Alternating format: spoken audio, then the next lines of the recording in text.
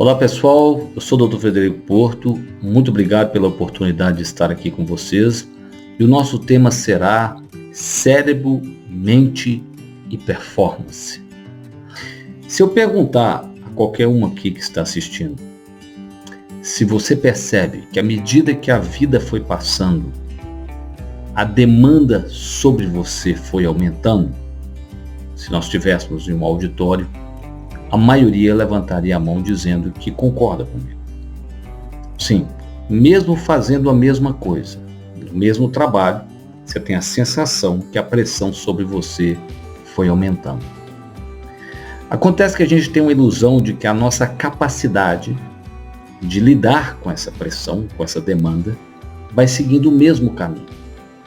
Mas isso não é verdade. Com o tempo, a nossa capacidade vai caindo e a demanda continua a subir. De maneira que o que nos resta é aprender a administrar estrategicamente essa capacidade para que possamos ter o melhor dos mundos, eu costumo dizer. Porque à medida que a gente vai envelhecendo, tem uma característica que é a nossa capacidade cognitiva, que é como se fosse, vamos dizer assim, uma parte da nossa inteligência, e que eu posso te garantir que você chegará aos 60, 70, 60 anos, se você se cuidar bem, mais inteligente do que você era aos 20. E se você, então, cuidar-se da sua saúde, cuidar da sua mente, do seu cérebro, você vai ter o melhor dos mundos.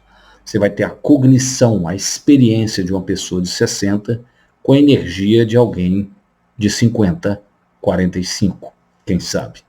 Então essa é a minha proposta para vocês.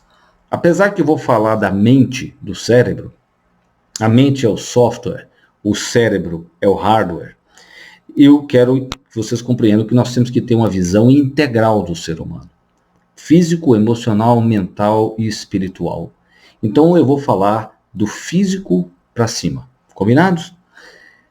Primeira coisa, eu sempre gosto de dizer que o que mata não é o excesso de trabalho, é a falta de descanso. As pessoas vão dizer assim, é a mesma coisa. Não é. Se eu pedir a qualquer uma aqui para mergulhar numa piscina e nadar 200 metros sem respirar, você não vai conseguir. Mas se for permitido a você respirar a cada braçada, que é nadar crawl, você nada 2.000 metros. Então o que falta em nossas vidas são respiradas a cada braçadas. É isso que está faltando. Porque nós estamos querendo atravessar uma piscina de 200 metros sem respirar. E isso não tem como. O fôlego acaba no meio do caminho. Eu brinco que o fôlego acaba no meio da piscina e você até que dá pé para ir até o outro lado, na pontinha dos dedos, a água aqui, ó. Daria até para atravessar. Mas o problema é que o diabo faz onda e você acaba se afogando. Então temos que aprender a respirar a cada braçada. E eu vou falar quais são essas respiradas a cada braçada no nível físico, emocional, mental e espiritual, para você colocar em prática na sua vida. Primeira ideia é a seguinte: diferente de outras eras, onde os nossos avós, por exemplo, poderiam se dar o luxo para trabalhar 8 horas. Eu costumo dizer que o avô pulava numa piscina de 15 metros, batia o pé na parede, mergulhava e saía do outro lado no final do dia e ia descansar. Eu e você temos que atravessar uma piscina de 200 metros, 500 metros. Então, nós temos que, na verdade, descansar um pouquinho por hora. Nós temos que tirar 2 minutos de férias por hora. E é isto que eu vou propor para vocês. Primeiro, no nível físico. No nível físico, nós temos que atentar para 3 coisas. Para a alimentação, para o descanso e para a atividade física. Atividade física. Nós temos que nos mexer. Sabemos hoje que uma pessoa que fica 5 horas sentado, e muitos de vocês ficam, 5 horas sem se levantar, para a sua expectativa de vida é como se você tivesse fumado 25 cigarros, um maço e um quarto de outro maço. Então essa pessoa ela vai morrer até a mesma expectativa de vida de um fumante. Então isso significa que se você fizer uma atividade física de 1 hora por dia e ficar sentado, outra hora, ficar 5 horas sentado, no frigir dos ovos você morre igual um sedentário. Agora, se você já é sedentário, ainda fica mais 5 horas sentado, aí é pior ainda, tá certo?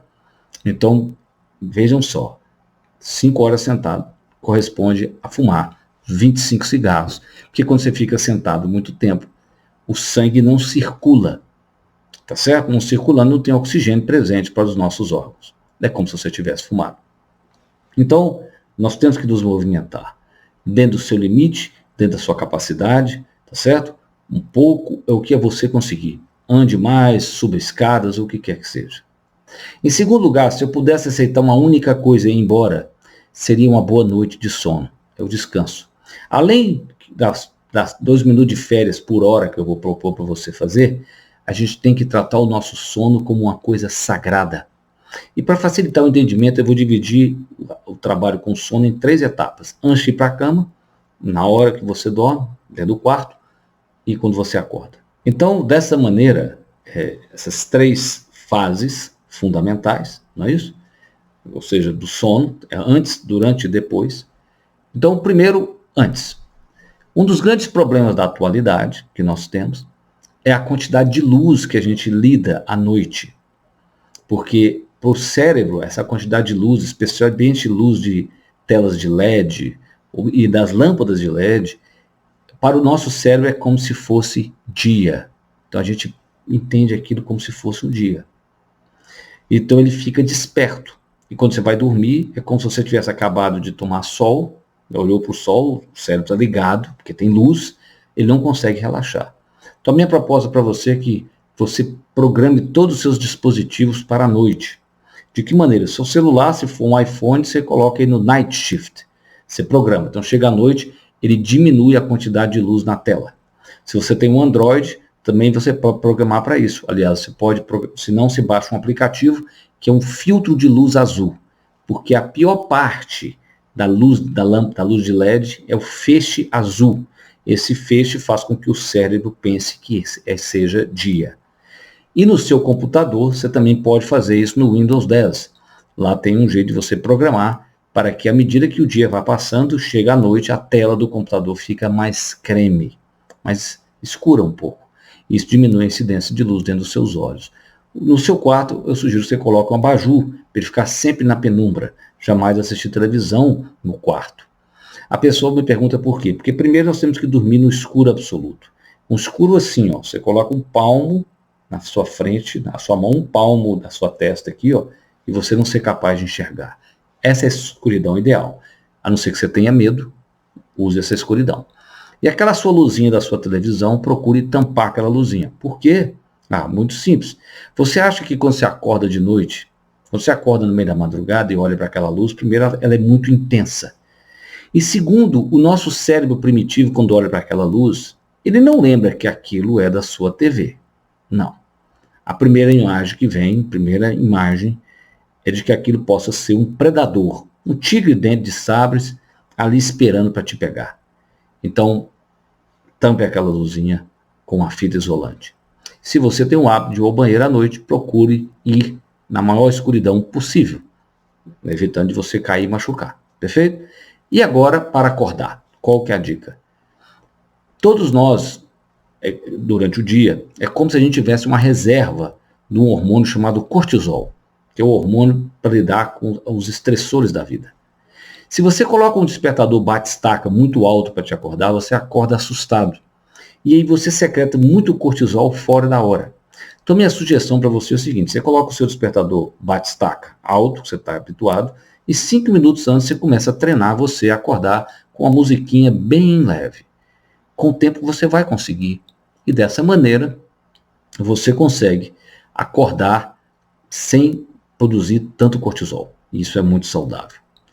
Bem, então nós falamos da atividade física, falamos agora do sono e também da parada a cada hora, né? 2 minutos de férias por hora. E depois nós entramos agora na alimentação. Esse é um tema que eu poderia ficar um dia conversando com vocês. Eu só quero que você lembre que a gente come muito mais carboidrato do que deveríamos. Essa é a primeira dica que eu tenho para vocês, atentar para isso. Se você tiver que escolher uma dieta para seguir, siga uma dieta low carb. Do ponto de vista científico, a dieta mais bem sucedida em todos os ensaios clínicos, ela ganha de uma dieta low fat, de baixa gordura, então dieta low carb, e eu sugiro que você explore o mundo dos jejum intermitentes. É uma maneira fácil de você fazer isso, é que o seu café da manhã não tenha carboidrato. Você vai comer ovos de manhã, vai comer, por exemplo, se você for comer uma fruta, seja um abacate, que tem gordura, nozes, castanhas, tá certo? Então você come mais proteína e gordura no café da manhã, de maneira que você fique no que nós chamamos de uma cetose.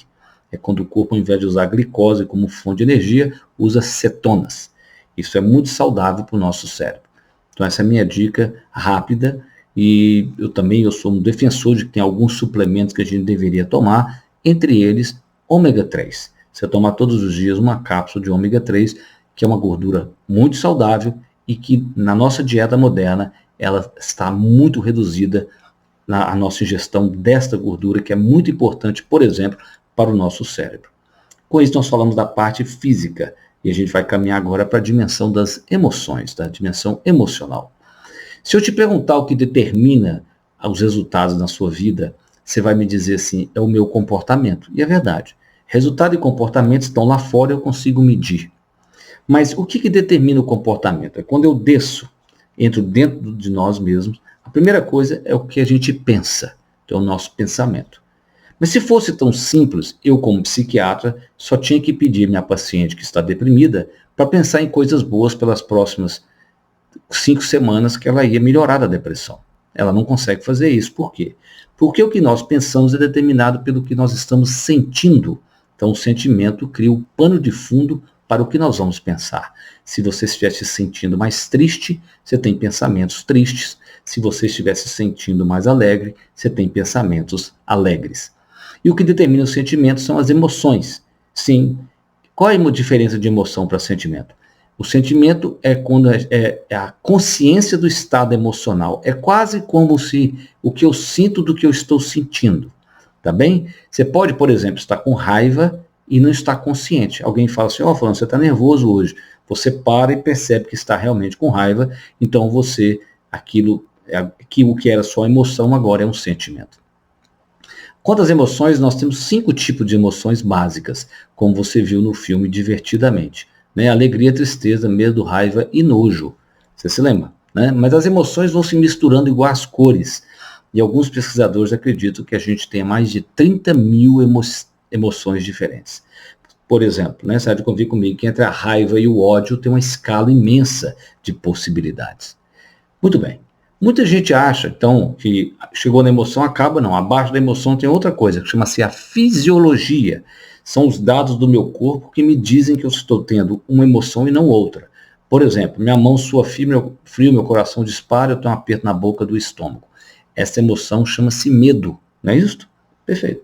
Então o medo, a emoção medo, me faz sentir medo, o meu pensamento dispara e aquilo vai impactar o meu comportamento e os meus resultados. Muita gente acha que para a gente mudar este padrão emocional, eu tenho que começar de cima para baixo, mudando o pensamento. Essa não é a minha opinião. Eu acho que nós temos que começar de baixo para cima, mudando a nossa fisiologia.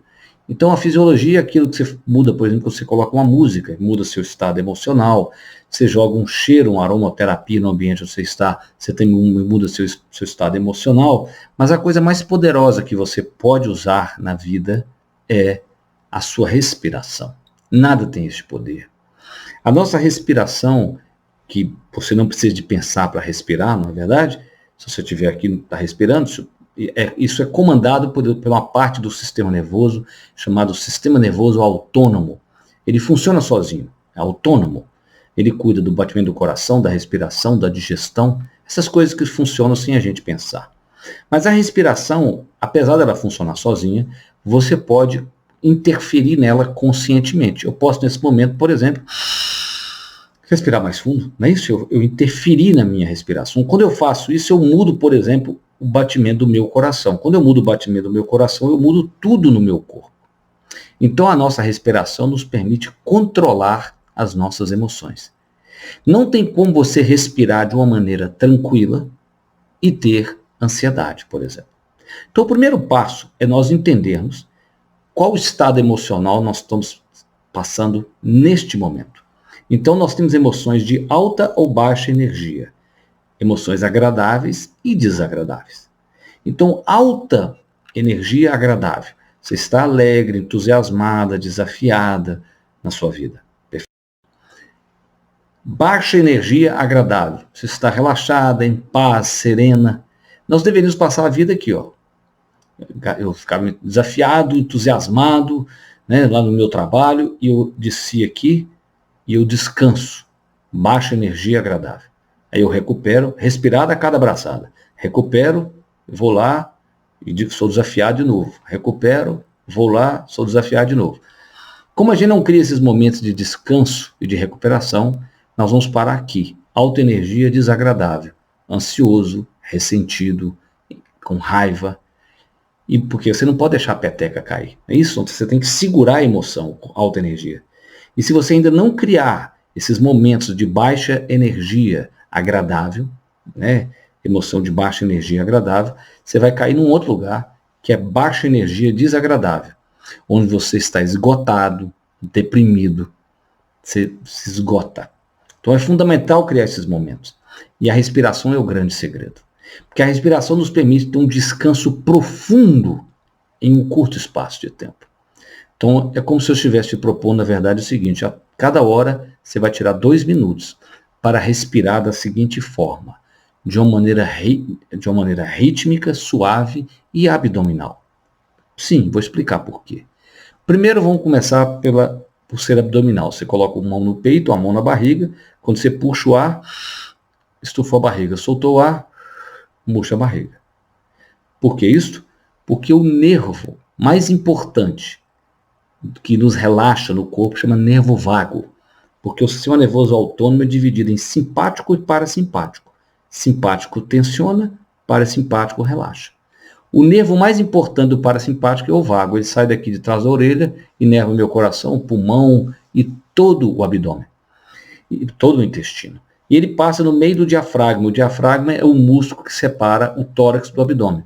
Então, quando você respira fundo, estufando a barriga, você está alongando o seu diafragma e alongando e estimulando o seu vago. Olha que bacana. Em segundo lugar, tem que ser rítmico. Sim, a sua respiração você tem que impor um ritmo nela.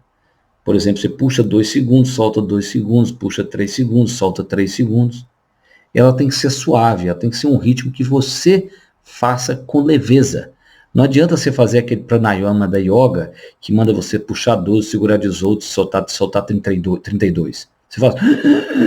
Acabou, você tensionou, morreu o assunto. Não está funcionando, tem que ter suavidade. Então, ou é 3 ou 2 segundos. E aí eu tenho uma dica importante. Se você tornar a expiração mais longa, o soltar do ar mais longo, você ativa mais ainda o parasimpático. Sim, porque quando a gente puxa o ar, a gente ativa o simpático. Inclusive, se você pegar o seu pulso, quando você puxar o ar, você vai ver que seu coração bate mais rápido. Quando você solta o ar, ele bate mais devagar. Então, se você soltar o ar mais prolongado, isso fica melhor ainda. Então, por exemplo, você puxa 2 segundos e solta 4 segundos. Puxa 3 segundos e solta 6 segundos. Então, a respiração tem que ser rítmica, suave e abdominal.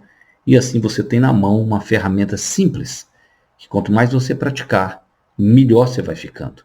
Se você praticar no trânsito, quando tinha trânsito, não é isso?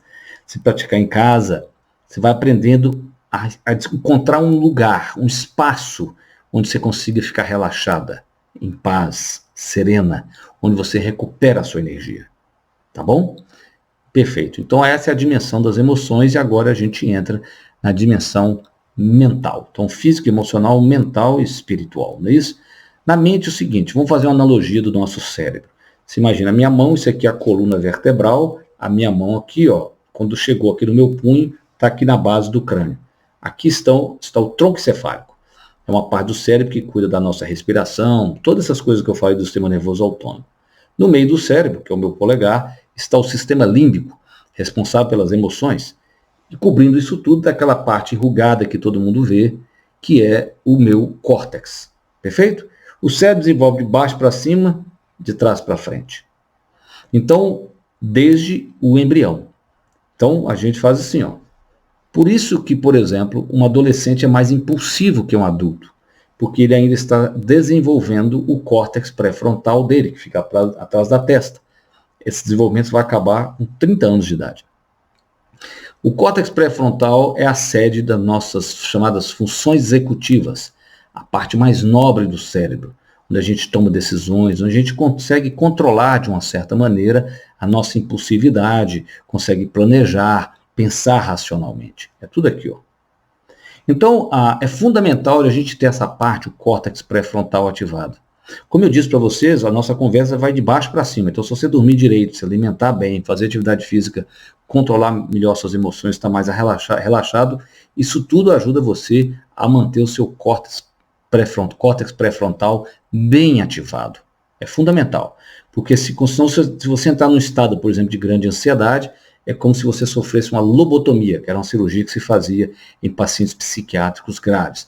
É como se você perdesse o seu córtex pré-frontal, você tem um sequestro de regiões mais primitivas do cérebro. Perfeito? Então, muito bem. Dessa maneira, o que acontece?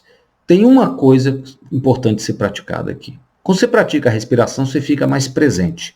Quanto mais presente, mais se aciona o seu córtex pré-frontal. E aqui você tem que ter cuidado com a multitarefa. Nós não somos feitos para multitarefar. Porque, na verdade, a gente muda de tarefa. A melhor analogia que eu consigo ter para você é a seguinte. O córtex pré-frontal é como se fosse uma bicicleta na marcha mais pesada, a 10ª marcha, por exemplo. Só que ela só tem essa marcha. Então, para arrancar, dá muito trabalho. Depois você pega o embalo, você vai bem. Mas se você tiver que parar e arrancar de novo, você vai cansando. Então, todas as vezes que você para e muda de tarefa, é como se você parasse essa bicicleta e tivesse que começar de novo. E aí você termina o dia muito cansada e aparentemente você não fez nada. Então, cuidado. A gente tem que multitarefar, às vezes tem, mas se você puder diminuir isso, diminua. Exemplo, você está preenchendo um relatório, fazendo algo importante que está dando mais trabalho, deixa o seu celular desligado. Porque o simples fato dele vibrar, você virar a atenção para cá e voltar, acabou. Você já perdeu a sua atividade do seu córtex pré-frontal. Já foi embora.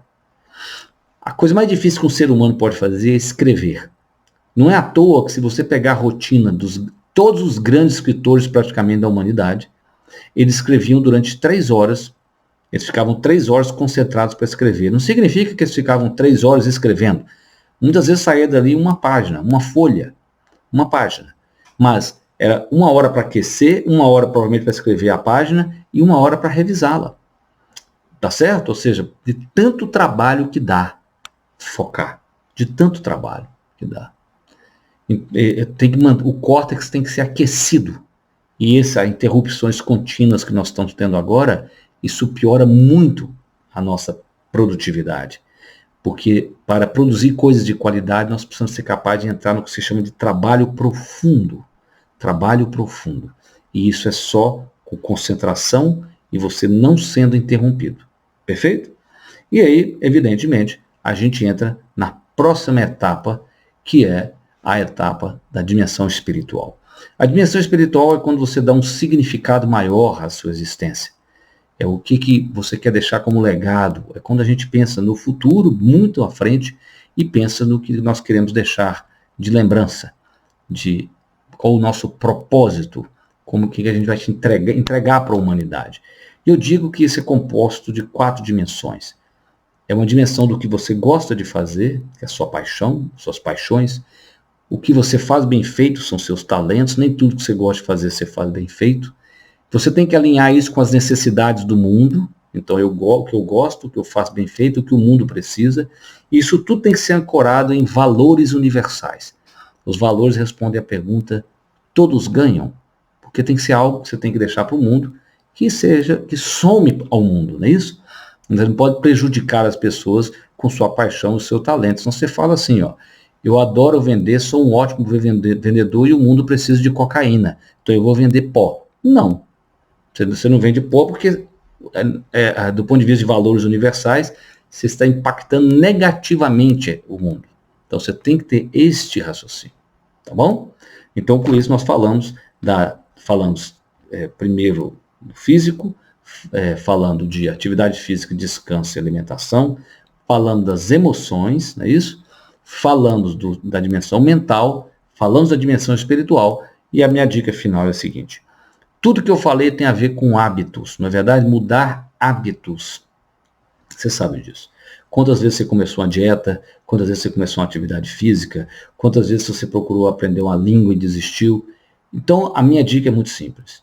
Todo hábito que você quiser criar na sua vida, você tem que começar com um comportamento muito pequeno. Você quer começar uma atividade física? Começa 5 a 10 minutos por dia. Pouquinho. Porque você tem que educar. O que é um hábito? É quando a sua parte mais sofisticada, o seu córtex pré-frontal, quer educar a parte mais primitiva do cérebro. Não é isso? Você quer ensinar essa parte mais primitiva a não comer doce, por exemplo. Não é fácil. A melhor analogia que eu entendo para isso é um guia sentado num elefante. O guia, que é o córtex pré-frontal, existe há 300 mil anos. O elefante existe há 600 milhões de anos. Imagina isso. É muita coisa. Então, a gente tem que começar devagarinho, um pouco de cada vez. E isso eu enxerguei muito rápido na minha carreira, logo no início, que o gargalo, o grande obstáculo era mudar hábitos de todos os meus pacientes, tanto os meus pacientes psiquiátricos, quanto meus pacientes de nutrologia. E por isso que eu criei um curso chamado Domine Seus Hábitos com a Neurociência, onde eu consegui compactar, colocar num livro, em aulas, tem um workbook, um MP3, para a pessoa poder implementar na vida dela isso que eu acabei de falar para vocês. Se você tiver interesse, você encontra lá no nosso site fredericoporto.com.br. Aliás, eu convido você a me seguir nas mídias sociais. No Instagram, Dr. Frederico Porto, fazemos lives com frequência. No meu YouTube também, todas as lives que eu fiz nesse período estão lá. Tem mais de 60 lives de temas tanto do corpo quanto da mente. E no meu site, fredericoporto.com.br, você vai achar mais informações sobre o meu trabalho. Eu agradeço a vocês profundamente pela oportunidade de poder conversar com vocês. E vou terminar com uma história.